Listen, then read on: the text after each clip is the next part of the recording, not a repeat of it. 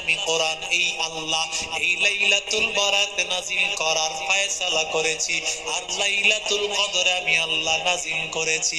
আল্লাহ বলেন কেন আল্লাহর কাছে চাইবি?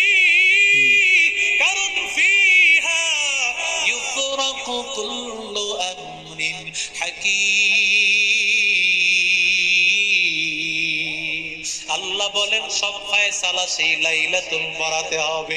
কোন বান্দা ব্যবসায়ী আগামী 1 বছর তোমার কি পরিমাণ লাভ হবে, কি পরিমাণ লস হবে, তোমার অসুস্থতা কি পরিমাণ হবে, কি পরিমাণ তোমার জন্য বরকত, কি পরিমাণ তোমার জন্য মুসিবত, সবকিছু আমার আল্লাহ লাইলাতুল বরাতে আল্লাহ লিখে দিবে।